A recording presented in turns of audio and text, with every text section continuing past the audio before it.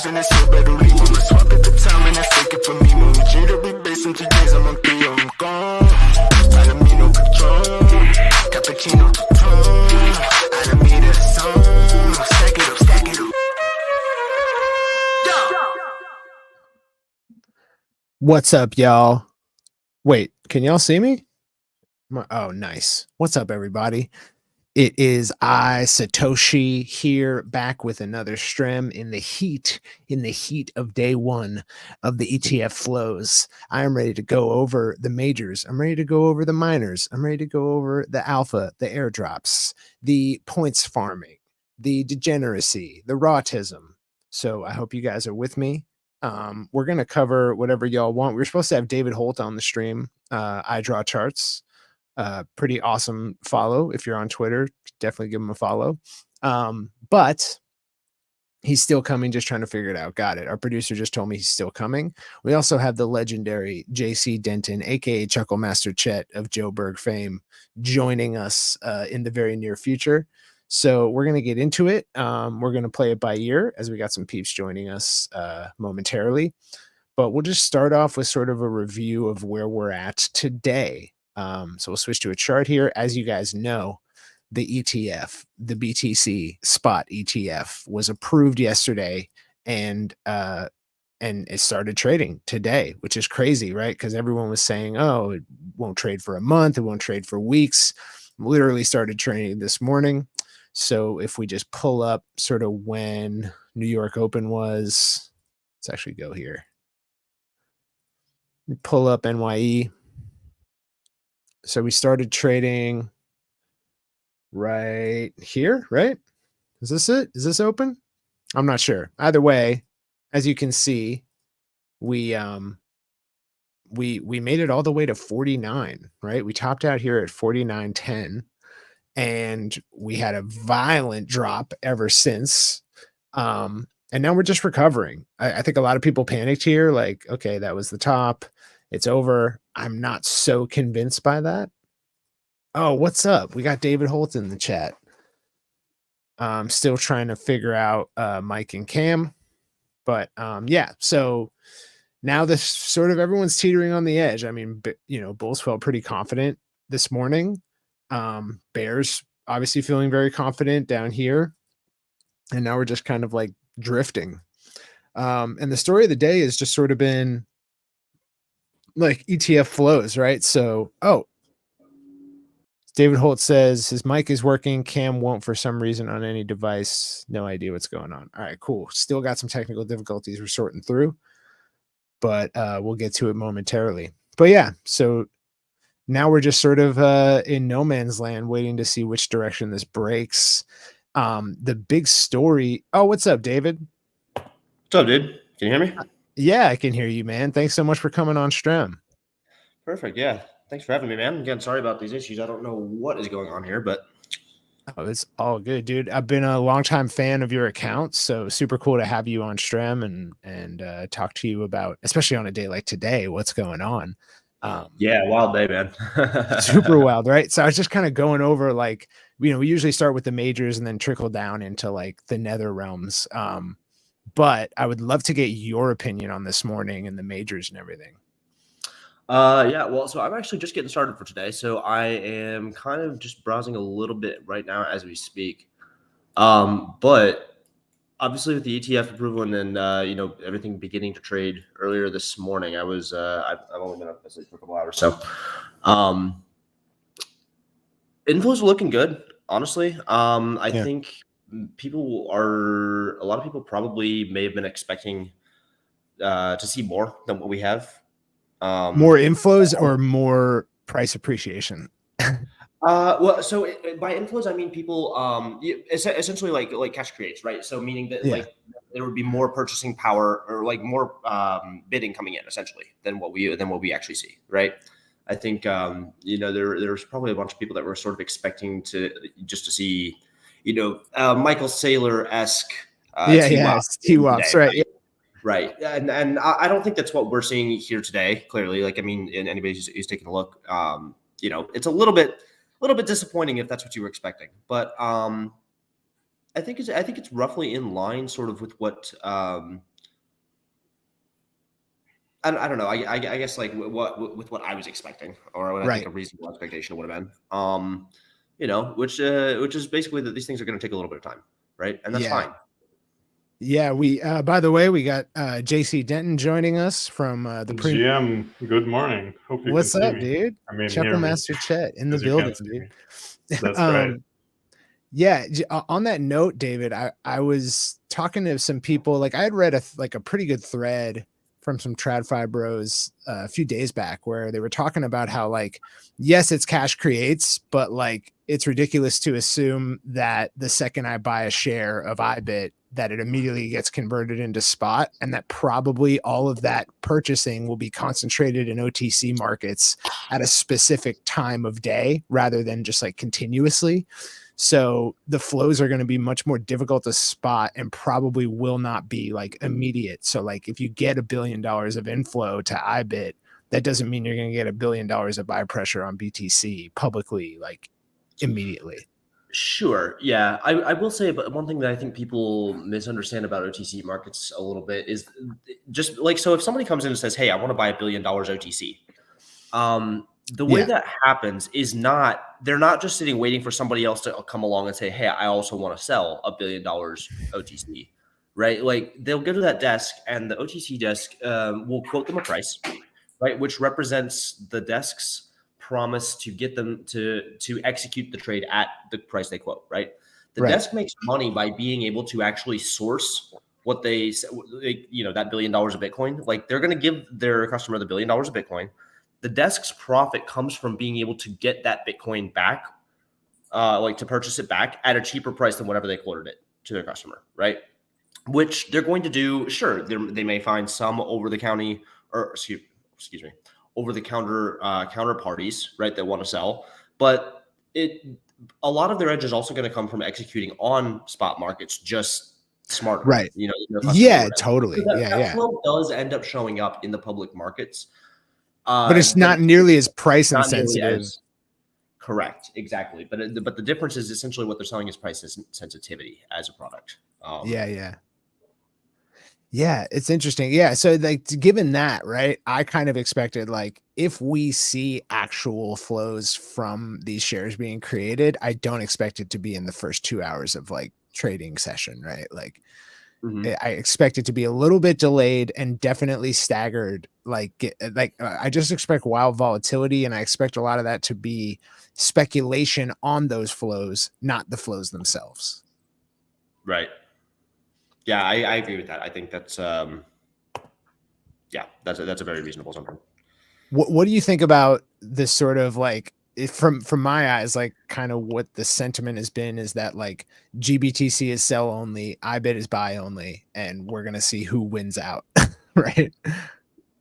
I'm not exactly. That makes sense as a thesis, but I haven't actually heard that or even much thought to it, honestly. So people are kind of stacking up like GBTC volumes as outflows and stacking up all the others as inflows, and just based off of the theory that like why would someone creating a position today go into the one with the highest fees? Yeah, only because of the reputation they have potentially. Yeah, it's only I would say best buds with silver, dude. As I say, that makes sense. You act like your product is the premium. That those are cells make sense. Yeah. If you act like your product is the premium product, eventually some people will buy it. Do you really think like people there is a market perception that GBTC is the premium product? No. Why do you think they have those fees then? Why?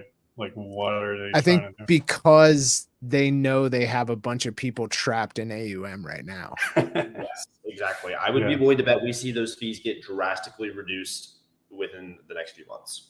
That makes sense. I would bet a lot of money on that. Yeah. Today, do you think we can see the daily high again? It's a good question. I don't know. It looks kind of gross, honestly. Let's see. How many? Okay, we've got a couple hours. Right again? I mean, I think we'll see the daily high again, but not today. Yeah. One of crazy days.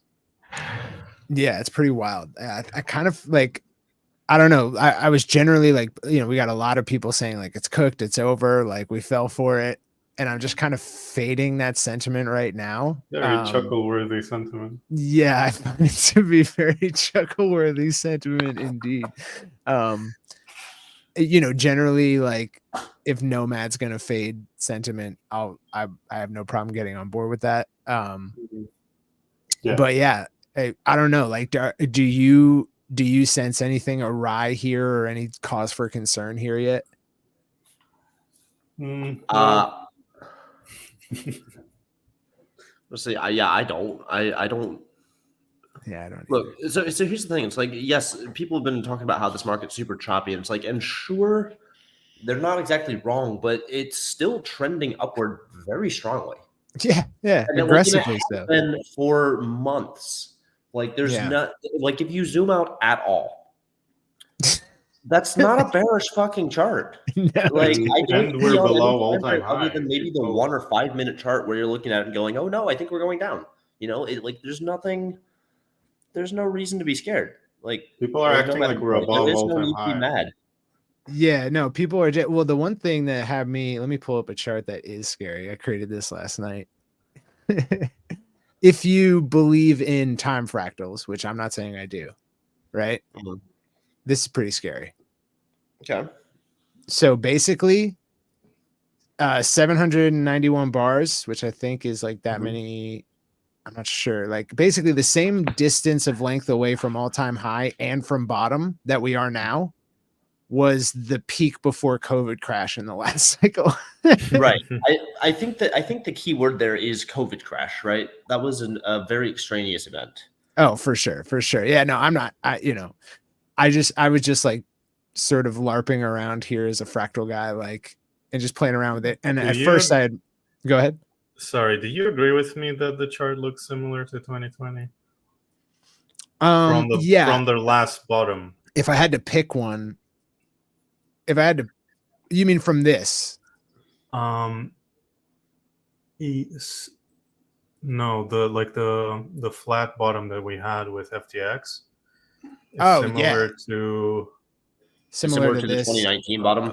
Your chart just looks. 100%. This one right here. Yep. Yeah, I totally agree. Yeah. And then it literally even goes by the months. March was the COVID crash. March of 2023, we had the USDC depeg, which was like a mini black swan. If you want to look for like the one thing, because I was doing this just to say, where was the mid-cycle top or like bear market top like in 2019, and it was the same distance from the bottom and from the peak that like sort of this was right here. Yeah, and we got a BART in the summer. Exactly. A big BART, so, and then it started pumping. That made me comfortable, but then I was like, all right, well, given that, like, where are we relative to this cycle now? And it was like this peak right here.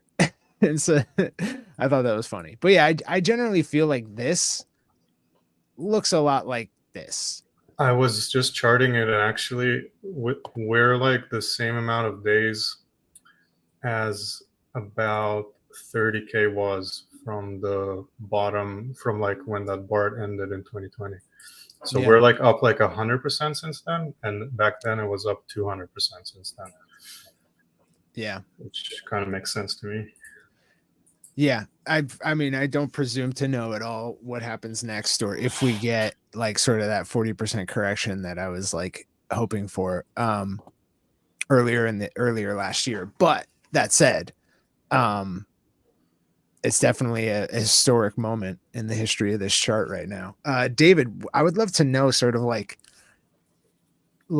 just an insight into your style, like are you playing spot bags like long term? Are you playing cycle theory? Do you trade a lot more lower time frame? Like kind of what is your style heading into 2024 and how you plan to play it?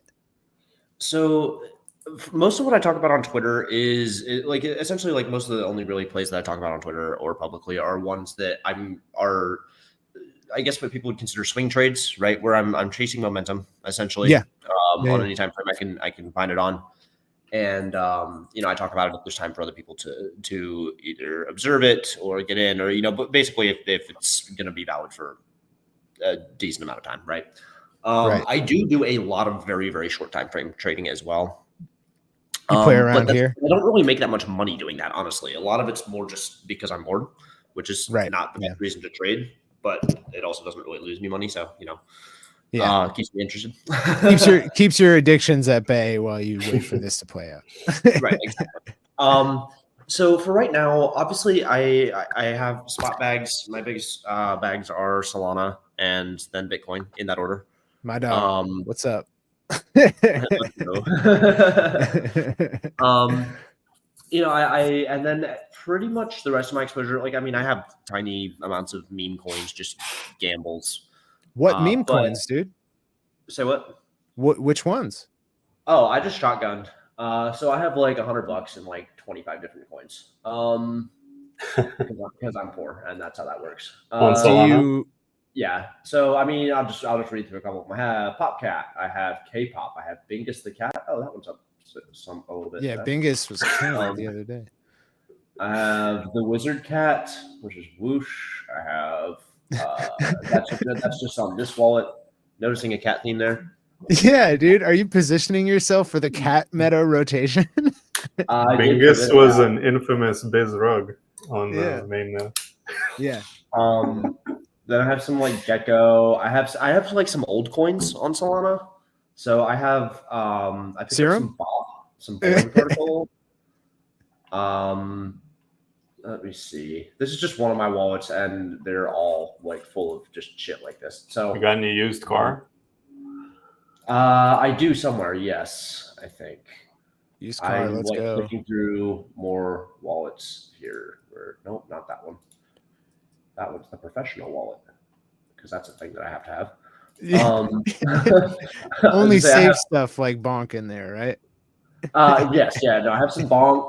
Actually, now that I'm in that one, so I have some Bonk. I have some Peepo or Peep. I don't know. I think that one rugged. Yeah, you might have been airdropped that one. The Peepo, like all the meme coins on Solana are airdropping to wallets like a lot. Okay. People, yeah. So sometimes I just get shit that shows up in my wallet. I'm like, oh, what the hell is this? I don't know. Maybe it'll be fun. And then I have some actually useful ones. I have some Pith, some Jito, some Nisana, some JLP, some GoFX. Let's talk about Jito real quick, because we've in the pit or Discord, we've all been like trying to catch the long on this one. I thought we had like a PO3 setup like going somewhere here. I thought this was like, okay, this was the range and we deviated below it. We're back above, send it. And obviously was wrong, got stopped out. But now this does look a lot more constructive than anything I've seen on this chart since. Are you just sort of like forgetting about that one until it hits something ridiculous? Or are you like, did you like scope an entry, like playing around with it? No. So this is, I sold about 3/4 of my airdrop that I got, and I got a very nice airdrop out of it. But yeah, what I have left is just me hanging on to that. And honestly, I'm probably going to hang on to it just because, not even so much based off of the price as much as I just expect it to eventually perform very well. Yeah. And I don't want to sell what my remaining position, or basically I'm starting to think like tax considerations and stuff like that too. For sure. So I'm just going to hold it, and a year from now, maybe I'll sell it, depending on what it looks like then. But I think a year from now, it's much, much more likely to be much, much higher than it is now. So I don't really care what the chart looks like at the moment, right? Yeah. I could be wrong, but the chart's not going to help inform my decision on that. So totally. What are in terms of Solana, right? Just in the like the short term or the midterm, we might say, given the midterm, right? What are your opinions on this? Like, do you feel that the correction's over? Do you feel like, it could go lower than 80? Kind of where are you sitting on this? I would be surprised if the correction was over. Okay. Just typically, I know which state. So here's the thing. Typically, January is a shitty month for the entire crypto market, right? So statistically, we already have that going against us. Now, granted, yes, we have all the ETF approval and everything going on like that, but like I said, like I think it's going to take time for that really to start showing up in Bitcoin, right? Right. Means I don't really expect the whole market to really start seeing the result of those flows this month. Right. And the things that I think are doing well are, we see people like trying to play the catch up Ethereum trade, right? Where they're hoping that it's going to be the next to get an ETF. So that's where a lot of the time and attention is right now. Obviously, Ethereum, Solana, most people see them as competitors. So you kind of like, if one of them's going up, you're probably like, if both of them are going up a lot, then we're probably in a frothy stage of the market. You know what I mean? Right. Don't forget Ethereum beta. Yeah, of course. I wouldn't forget your lovely Ethereum beta, JC. I've been euphoric since it went above like 1. Yeah, so David, JC farmed the Absolute ARB stip. disbelief that it went above 1.2. Yes, JC was getting like, he farmed the ARB stip on like all the different ARB protocols that were like most allocated, and he was getting like 500 ARB tokens a day, right? Piss off. Yeah, and he asked me, he was Dude, like, everyone, I kept showing it to people. Everyone just ignores it. Yeah, it faded you so hard, and then he kept saying, it's a good trade or a good play, man. Like if people are like, nah, 100%. Yeah, great sign. But yeah, he asked me like, should I sell this and like rotate? And I was like, I don't know, it's free. Like I came this close to telling him like, yeah, just buy Solana. I almost totally. Listen, I rotated a bit for Mad Lads, and oh, nice. I'm waiting for the 10x. Cool. Yeah. The main plays, like, would you say that you're focused in the Solana ecosystem, or are you playing ETH and ETH beta rotations as well, David? Me, I'll play anything I can have access to. So I only really trade on chain now, and I only trade on chain on Solana because why would you not? Do you do leverage?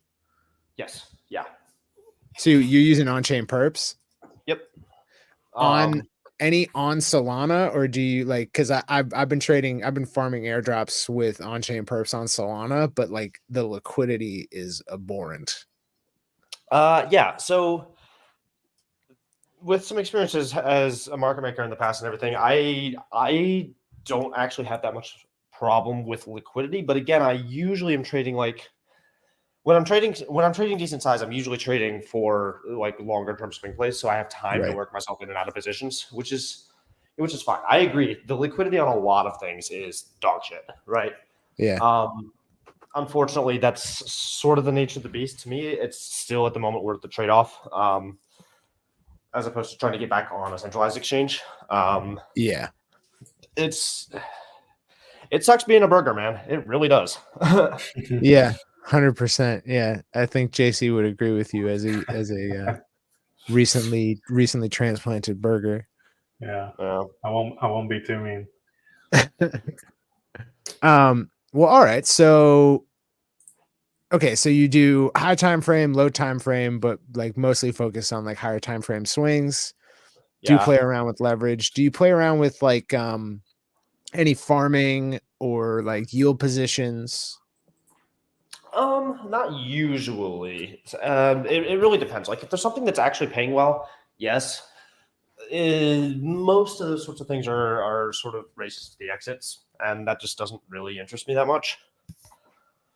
Yeah, I'd say there is like a good 2 to 3 month, sometimes even, I mean, last cycle was like 6 months period where we're like in the very late stages, maybe Bitcoin's already topped, when those things can really go and give you plenty of opportunities to exit. Yeah. So there's a time and a place to play those sort of things. Sure. But I mean, and there are people that do it like as a primary strategy all the time, and it's definitely doable. It's just not my favorite way to play the game, and it's not really something I'm gonna bother with unless we're in sort of everything's free money stage, right? Yeah, totally. Do you have any NFTs, dude? I have a Canpai Pandas, and that's about it. I think that's a smart play, friend. Yeah, I think I bought it at like 55 SOL or something like that. I think they're like 70 now or something. Yeah. I mean, I think they had a high of like 85. At one point, they had retraced all the way to like 30. Like basically someone came over to Seoul. It's suspected from ETH, and like had bought 100 Mad Lads, 100 Tensorians, like 100 Kex. Like they had big Soul NFT bags that they just cheated into bids like 2 weeks ago in one go. So Mad Lads went from like 200 down to like 145 or some shit. And so did I had been everything paying else. attention to Mad Lads because I think I would like to eventually pick up a Mad Lads. I was whitelisted, but that was so close after the FTX thing, I couldn't afford to buy it. Right. Oh, did you get wrecked in FTX? Yeah. Damn, I lost 99 points, probably like 7% of my net worth in FTX. Oh, jeez. Jesus. Our normal co-host RT, he also got in FTX, but he just hit his he just closed his claims for like I think 74 cents on the dollar or something. Yeah. So because I was technically against terms of service, I think this is why I still haven't even had my claim approved. I don't know if that's even going to happen. That's fucking so whack. Yeah. I don't know. Like I'm recovering despite that, but it's gonna be a long road. For sure. I've kind of mentally just written off the possibility of getting anything from FTX, and if I do, obviously I'll be extremely happy about it. Yeah. But yeah, as of right now, I'm still sort of just banging my head against the wall. Well, big respect for grinding it back up, dude. Yeah, definitely. Well, I mean, I like to eat, so that's a definitely enjoy staying That's a alive. motivator. Yeah. Okay. Yeah. So, our producer just clued me in that you do work with Flomatic. I do. Yeah. So Flomatic is. I don't know how familiar people on here will be with this, but essentially it's. Oh yeah, you have it pulled up. The Flomatic product suite is building tools for the next. Yeah. Basically, they built an API for on-chain trading. Right. They're integrated with the Hxro ecosystem. They're also working on a trading terminal spanning across multiple on-chain dexes and eventually multiple chains as well. Is the plan. Generally, just trying to bring a more professional sort of trading experience to Solana as a whole. I was working with Hxro and several other protocols and integrations to be able to do that. So, it's a tool that I've wanted to use / built a really, really shitty version of for my own personal use, or tried to at one point. Right. And when I got approached and given the opportunity to kind of work with them, I was pretty excited to do it. So that rocks. Yeah. We had the guys on I would say like a couple months back. And it was super cool. Like it was super cool to know that like, okay, like the infrastructure around decentralized perps like is going to be rapidly improving throughout the next year. Yes. I think it's good. I think you can get into the bottom, the quote unquote. I'm not talking like financial advice. I'm talking like bottom quote unquote of on-chain perps and trading suites, right? Like I think it only gets better from here, and not just by a little bit. You know what I mean? So yeah, and like every single on-chain perps solution on Solana is like sort of working towards an airdrop. So like Drift Protocol, we got Zeta Markets, they're all going to like reportedly be airdropping tokens. And then Flash Trade. I've heard that name, but I've never used it or seen it actually. What is that? Check it out, dude. So they what they did was what they're offering that's a little bit different is that they're going to do equities and forex. Oh, so okay. That's also needed.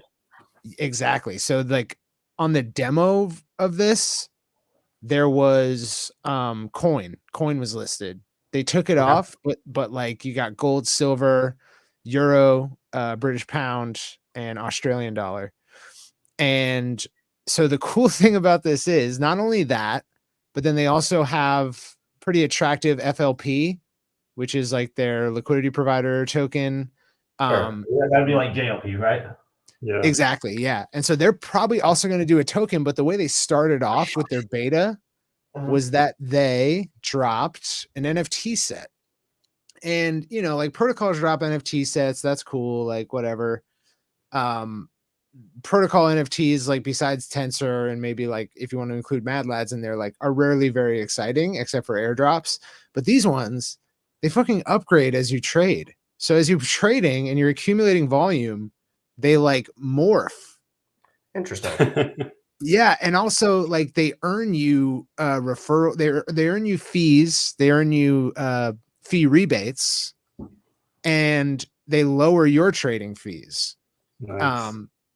Which is pretty sick. But as you upgrade it, as you increase in volume, those percentages change as well. Gotcha. And okay, yeah. So that's a really cool way to do you know, sort of a bunch of like the incentive programs that you would normally see on a centralized exchange or even a DEX or anything. For sure, yeah. Kind of package it all together in a cool little. It totally it integrates like membership for lower fees with gamified NFTs with airdrop, because like I imagine these things are instrumental in forming an airdrop as well. So yeah, like I thought, and then they partnered with Tensor, which is like for me, like if you're dropping your NFT set and you're partnered with Tensor, like I'm on board, you know. Then you did it right. Yeah, exactly. So I thought it was super interesting. But yeah, like besides Hyperliquid, I don't see a whole lot of EVM decentralized perp exchanges like hinting at like a token airdrop or actually releasing a token, which like I'm not going to hate on, but it just makes it less attractive to trade there when there's all these other ones that are like quite transparently going to be doing some kind of airdrop. Right. But yeah, I'm bullish on sort of decentralized perps as well. I think for all the reasons, right? Like even if you're not in the US, like it's not exactly a dream to trade with some of these other counterparties. Yeah, it's just like I do think we're headed there. Yeah. Well, the other thing is it's not just like perps either. Like there's a bunch of other types of markets that are coming on chain as well. I think perps obviously are sort of the most attractive one for most people right now. But I think, I mean, actually, one thing I'm excited about, and I'm really not getting paid to show this or anything, but I like Hxro's 0-day futures. I think are going to be really cool, right? Because that's actually how I thought where I thought like we were most likely to start seeing the ability to pick up like equity exposure and stuff like that was through something like 0-day futures. Because it's a much easier type of product to have to garner like liquidity for, right? Yeah. So stuff like that, I think is gonna like I said, like enable access to things like equities. There's a couple of people working on various forms of like forex trading or pairs or non-USD stable coins, which can be essentially traded on margin as forex. Yeah. Like there's just all kinds of stuff that I think really on-chain trading. The biggest thing is I don't think people realize how big of a deal it is to have a functioning ecosystem like Solana with the fees at the orders of magnitude smaller, like the orders of magnitude smaller fees than have previously been available in crypto. Like the difference between a 1 penny fee and a 1/10,000th penny fee is massive in terms of like what it actually enables for building like any kind of product, but what I'm interested in mostly is financial products, right? Yeah. Like, being able to do this on chain like literally wasn't possible. Like Solana wasn't battle tested. It was having outages and stuff even like a year, 2 years ago, right? It's only really recently possible that we can even start building this stuff and expecting it to scale and to work and to be able to be accessible to potentially millions of users around the globe. OPOS, man. Yeah, exactly. And I think people are not ready for what's about to be happening, man. Yeah, for sure. The one thing that I found, because like I don't actually work for Hxro. Like I'm just an enjoyer and have been in their Discord forever and ended up here. So I'm not necessarily, same with JC. So I'm not necessarily privy to like everything going on in Hxro. Sometimes I learn things on stream. And one of those things I learned on stream was that like if I'm trading say perps on Flomatic and like then I also have positions open on like a 0-day future on, let's say, YOLO bot or whatever. Like any product in the Hxro ecosystem where I have positions open, those positions count towards my entire account margin in any other Hxro related product. Right. Yeah. Which is insane. Like that's kind of nuts. It really is. Well, so the thing is, it's like, and I don't think most people have ever really gotten the chance to have this experience, but it's like having a prime brokerage access, right? Yes. Because that's how that works. Yeah. Totally. It's basically like, hey, what market do you want to trade? Here's your, you have limits on, leverage and stuff like that. But it's like, but you can trade stocks, futures, forex, like fucking whatever you want, and it all, just regardless of which exchange you're trading on or whatever, it all kind of comes through. Like these days, it's all through a unified interface. It's all through, like a unified margin system because somebody else is running the margin system on the back end. You just, they offer you borrow rates and things like that. And it all just works seamlessly, right? Yeah. Like that's how this works. It's really cool. Yeah, it's super sick. Yeah, just the concept of like having account wide margin that is agnostic to not just the platform you're on, but also like the type of financial product you have a position in is wild. Well, all right. So I know that your Twitter handle is IDrawCharts. Like in terms of charting, like what would you say your style is? I would love to get some insight into, there's different regimes of styles. Like obviously like right now, sort of the trading and charting style du jour is like, you see a lot of guys with like ICT stuff, like popping off in CT right now. Kind of what would you say is your bread and butter when it comes to charting? Honestly, I used to be a big TA guy. I still stare at charts a lot, but I don't really put things on them. Like I don't really, and I'm mostly just looking like, okay, what is the general structure of the market looking like? Are we making higher highs and higher lows? Okay, then I should be buying, right? Are we making lower lows and lower highs? Then I should be selling. Are we just kind of ranging? Then I'm going to play mean reverty stuff to the middle of it. And it's like the longer I do this, the less stuff I want on my chart and the more simple, like the way I want to look at things. Which I know is like a very boring answer.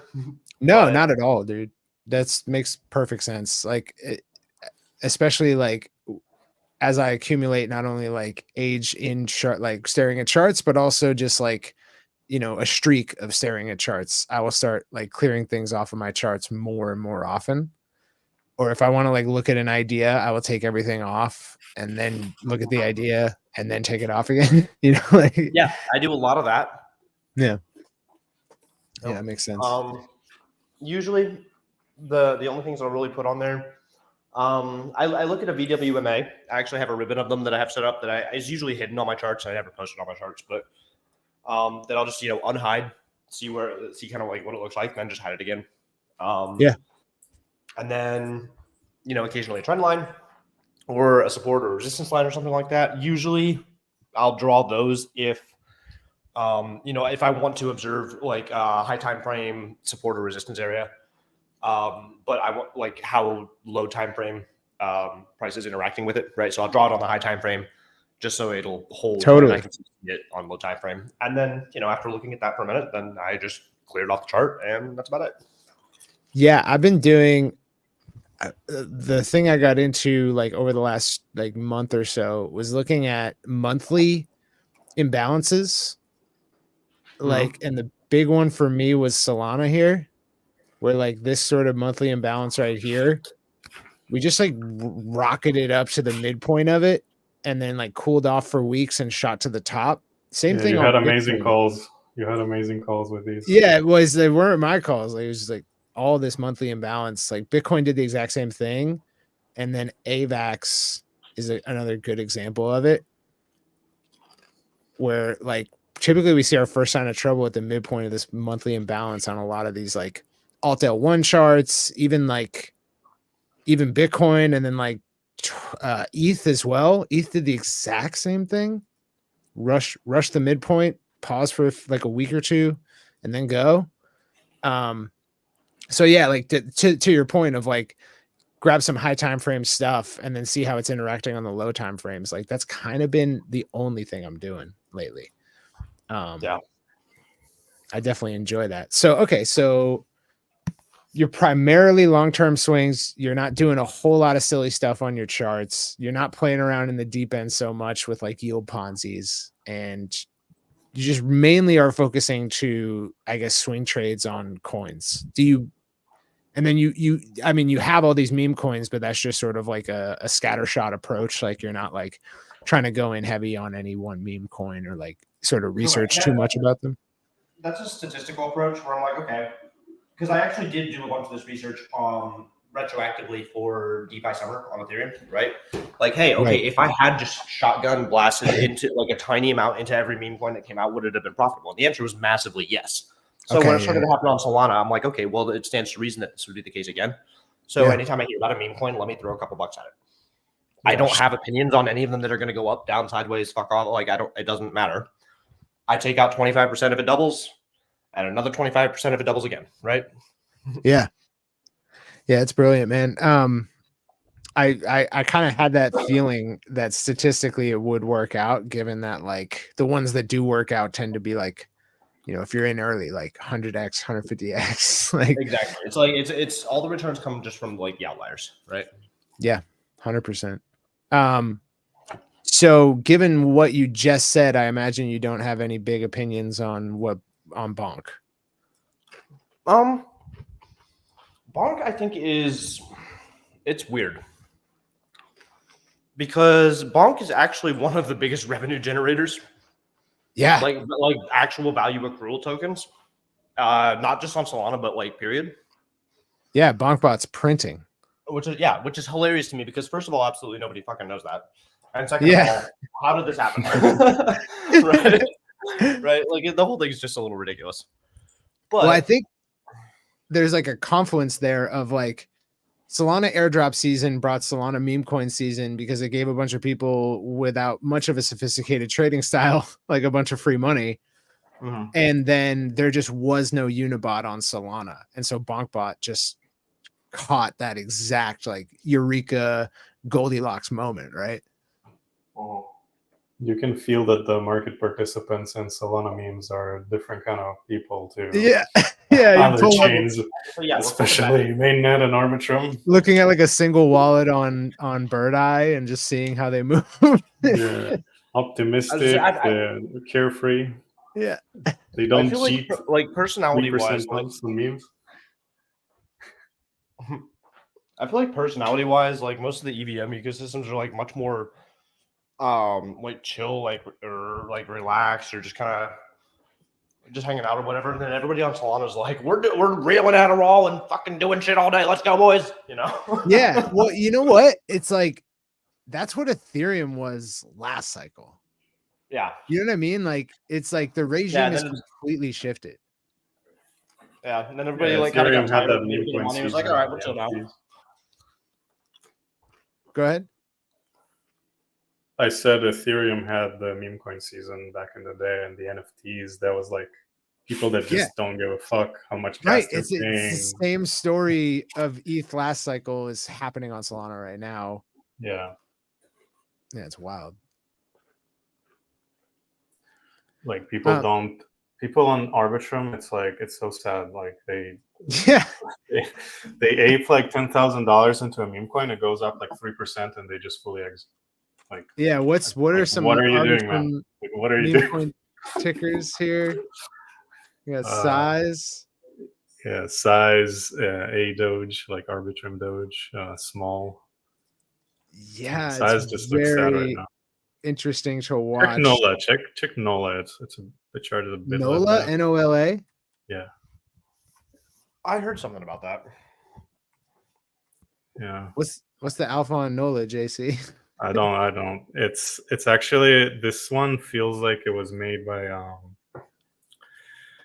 like outsiders to Arbitrum. It's a bit some strange things about the team. But this one just kept the volume stayed higher throughout this recent downturn because I guess they have market making bots, and the other ones just don't fuck.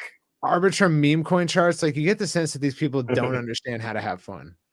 Yeah. I mean, listen, this recent rebound, they all pumped like 50-80%, but still, I mean, it's nothing compared to Solana.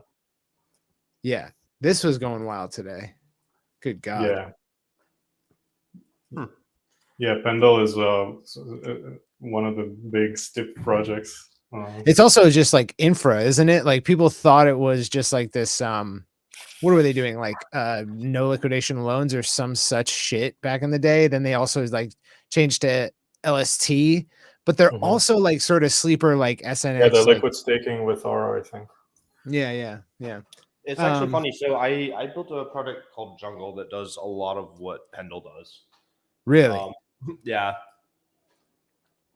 It was kind of frustrating to watch people finally get it and then like be interested in Pendle, and we're just kind of sitting over here like with our dicks in our hands, like, come on, guys. Yeah, I promise it's useful.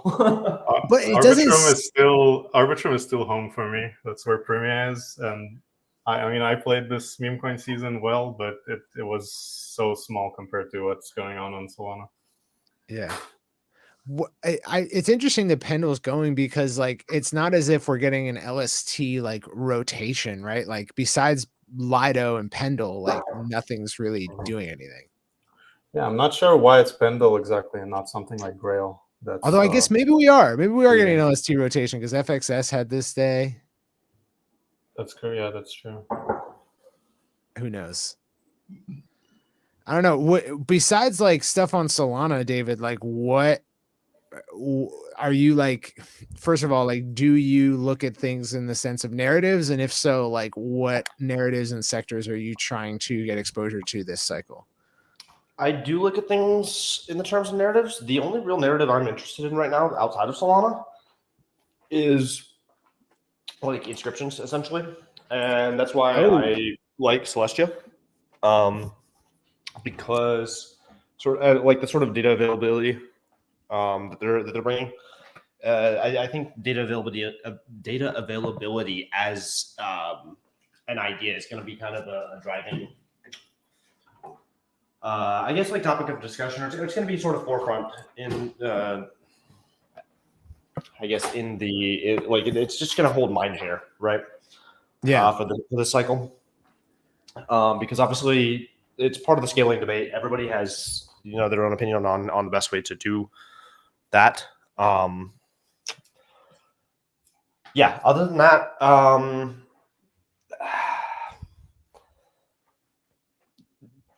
there's not really that much of a narrative that I'm super interested in. It's the main narrative is performance. And so like Solana is just the leader in that right now. Obviously, I was very early to Solana. I love Solana. I definitely have a bias. Right. But I also think Aptos, Sui, Monad, like these chains are going to, I think they're going to be sort of the sleepers. Yeah. What about I think people are hyped about Monad, but I think people have sort of brushed off Aptos and Sui to like by a lot more than they should have right now, because these are also very performant chains that can do very, very well. I literally think of it in terms of the difference of like these chains work. EVM for the most part fucking doesn't. It's not scalable. It is not accessible. It does not accomplish the goals it sets out to. Yeah, and it's also like the way it's built, it's near impossible without completely restructuring a lot of stuff. It's very difficult to do parallelized transactions. Like exactly. And without parallelization, you cannot scale and actually serve the user base you claim to be wanting to serve. That's why we've seen the pivot to the ultra sound money narrative, from the Ethereum maxis. It's like yeah. It's funny, dude. The initial goal was a world computer, and it can't fucking do that. It just can't. So I think like it was smart for Ethereum in the beginning in some ways, because like when you parallelize transactions, what you're doing is you are foisting a big burden and responsibility onto developers, because they now have to be very specific about what state they're modifying and build out their whole app to actually like not be agnostic to the portion of state that they're going to write to. Right.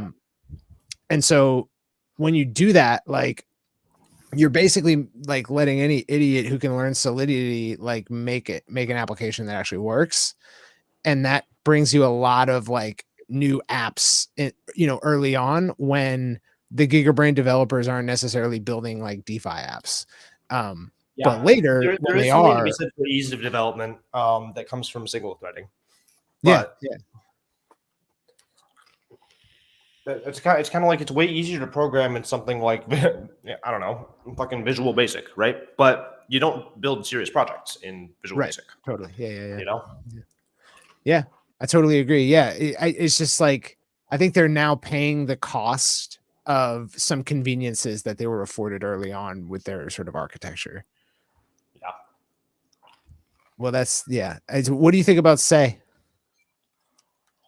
I don't actually know a whole lot about it. I need to look into it more.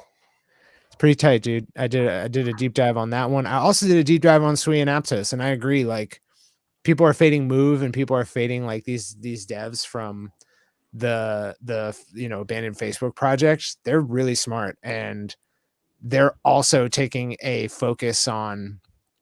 They are very much focusing on the developer experience, much like Solana did and does. So yeah, I totally agree there. Are you focused on like any particular one, or do you just have exposure to Sui and Aptos? I'm not focused on either of them at the moment. I expect that like probably over the next month or two, I think I will be looking to position in not just the base token, but also probably ecosystem projects.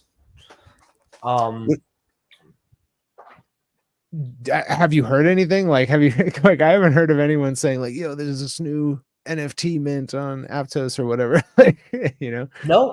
What I'm starting to see is I'm starting to see, first of all, one thing that kind of clued me on was I saw Solend duplicating their deployment. Right. I actually can't remember what they put it. What the hell? Told you. You called it, dude. I was in it since 17 cents. No, as like, so it's I'm seeing like the developer interest. I don't necessarily have like specific projects or anything where I'm like, oh, this is going to be massive. I'm just seeing that like there's more and more people building on these chains, and that's a very good sign, right? Like, I don't know what's going to pop out of that, but it's going to be something, and it's going to be worth getting on board with, and making money on. 100%. Yeah. So it's kind of one of those things that it's not so much driven by something I know. It's more just something like I can expect this because it makes sense, right? Like, so yeah. Definitely check out Say, dude. It's pretty interesting. In terms of Cosmos in general, speaking of Say and speaking of Celestia, like, do you have any opinions about the Cosmos ecosystem and its tokens, or how you think that might play out this cycle? Cosmos is like a weird sort of in-between approach to scalability, where it's like it doesn't really go full performance, but it doesn't really it kind of just floats around as like a better method of scaling than EVM, but it's still not a single global state machine. Right. Yeah. I think that they've done a great job of making chain architecture like a developer preference, right? Like, yes, like they're like, we're not actually going to dictate what your chain architecture is. We're just going to give you the like infra tooling below that. It's almost, it is. It's like layer 0. It's the 0th layer. right. Yeah, it's I don't know. I'm kind of ambivalent towards it. Yeah. Like, I get it. I think it's more of like an in-between thing. I think it's like useful for now, but won't be nearly as useful or needed in a couple of years. Yeah, right? yeah.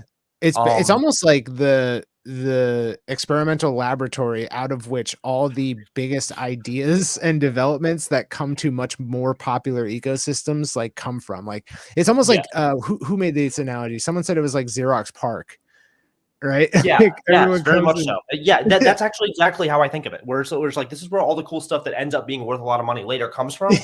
But I don't think most of it accrues to the original like ecosystem or starting point or anything like that.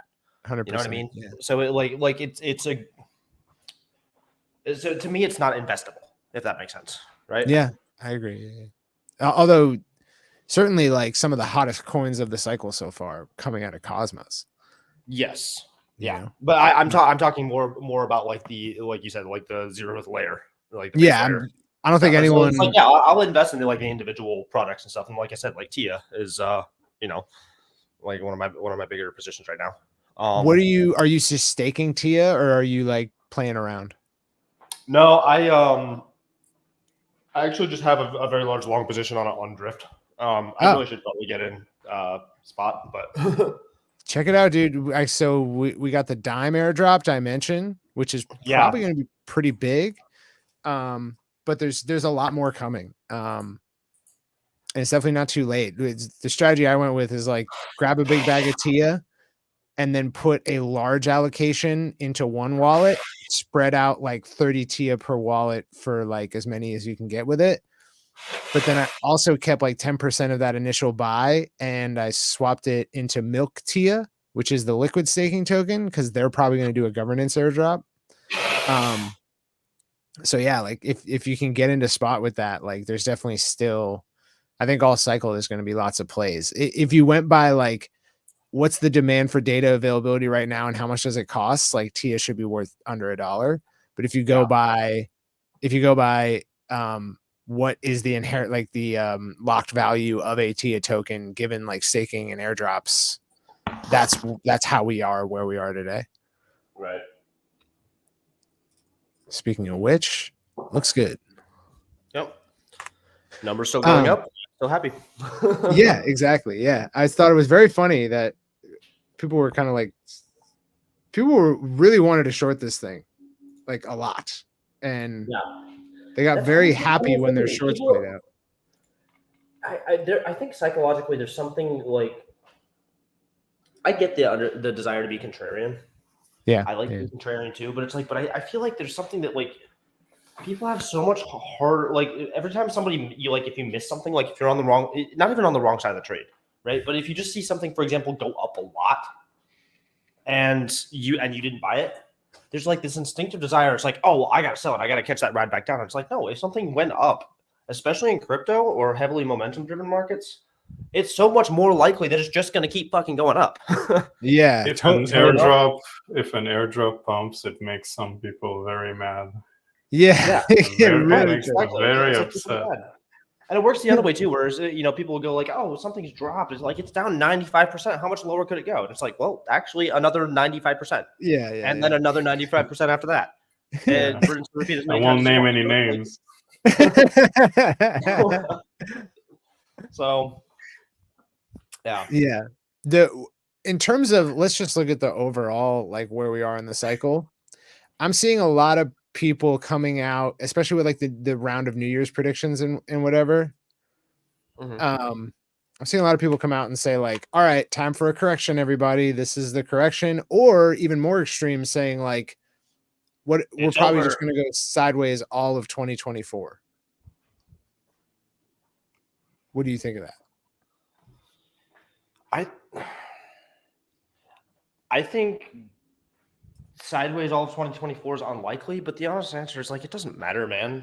Like, I don't see this job as being something like where my job's not to predict shit. I don't care about what, like, I can have an opinion on what's going to happen in the future, but I don't care if I'm right or wrong about that. Yeah. Because what I'm actually trading and making money off of is what's happening on the day to day, right? And it doesn't matter whether I are you long volatility correctly. So what? Are you long volatility? Long volatility? I am not currently. No. Why?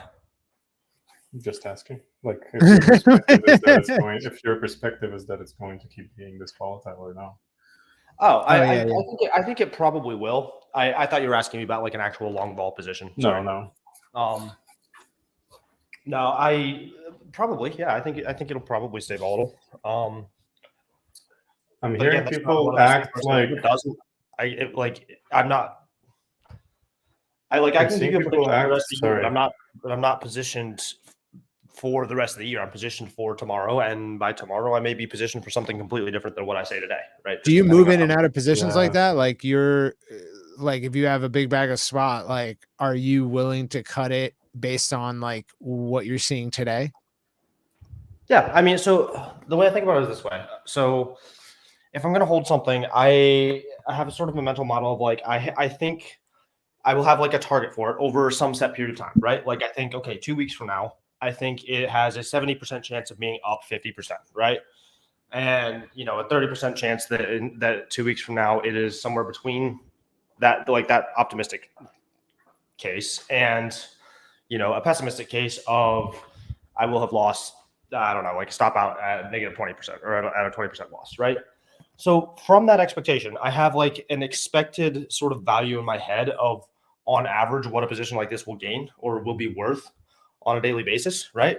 And then every day though I log in and look at the charts, I can update that mental model of okay, well maybe my target for this position, like my target hold time, or that I'm expecting it to perform now instead of being over 2 weeks, I might have a target of over 1 month. These are my new like maximum upside and downside parameters. But what I'm actually measuring is the expected value of holding this position. Does that make sense?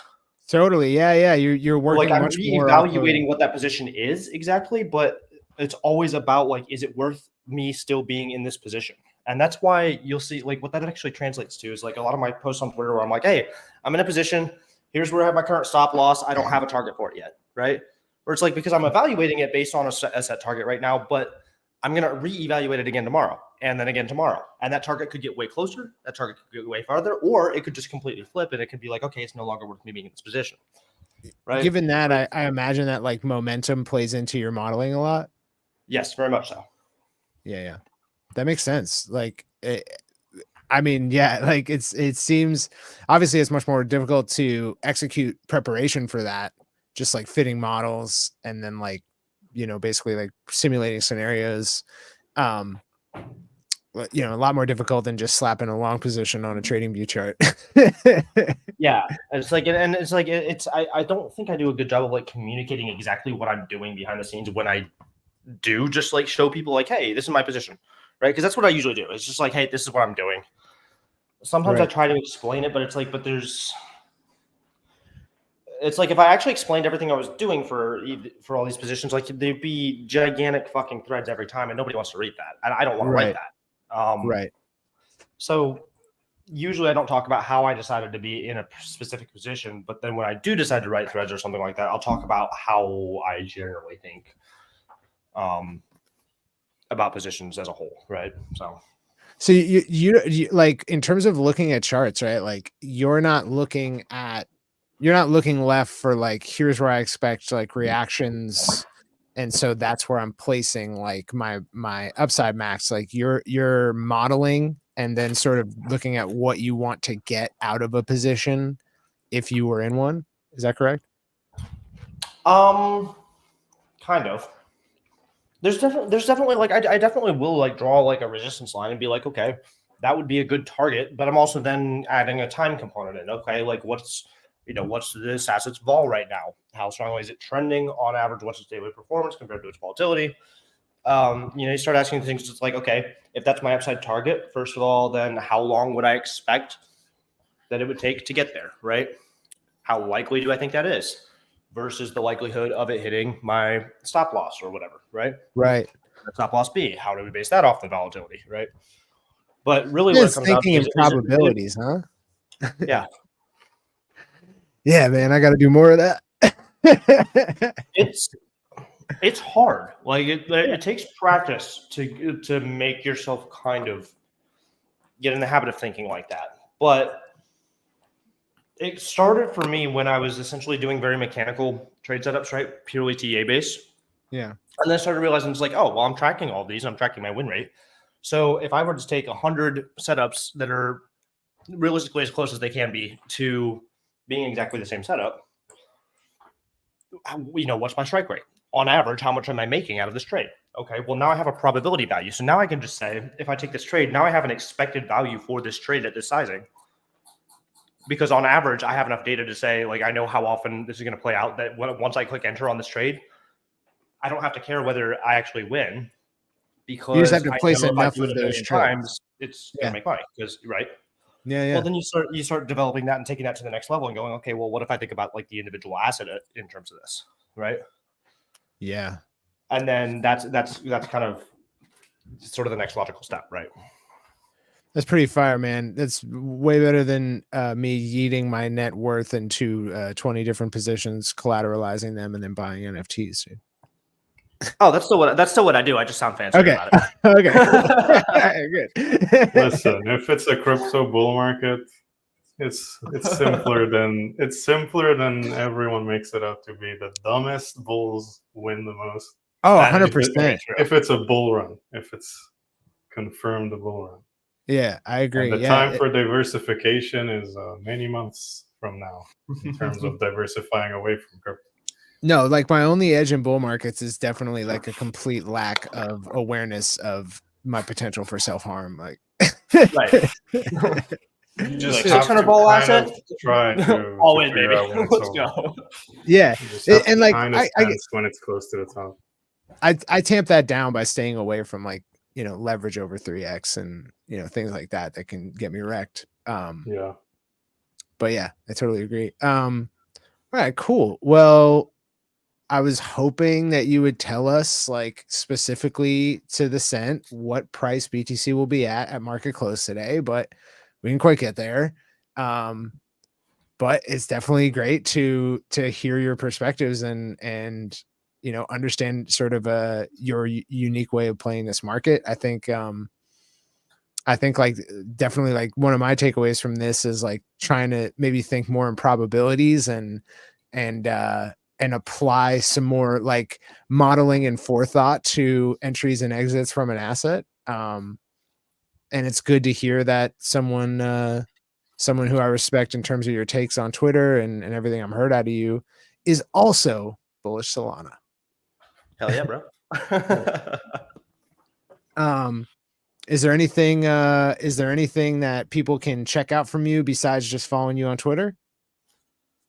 For me, not really at the moment. Yeah, right now it's just Twitter content. I'm kind of working on a bunch of stuff around the place, but unfortunately most of that's not public facing. So okay, well then make sure you follow this man on Twitter. It's at IDrawCharts, right? yes, sir. Sick, dude. And yeah, I hope we can have you back on stream sometime. Like now that we've like laid the backstory here and we got a sense of your style, like come on and just like shit post with us sometime in the future. Yeah. Sure, dude. I appreciate you having me, man. Hell yeah, man. Thank you so much for coming on. And for the rest of you guys out there in Joburg who are jestful and merry and want to participate in the mirth and the merriment, you can go to hxro.com, click the community tab, join the Discord, where you will be met with the most insane group of individuals in this market and try to wade through to find the alpha. Exactly. Plenty of guffaws, plenty of jokes to be had. And guys, we'll see you next week on The Pit. Thank you so much for joining us.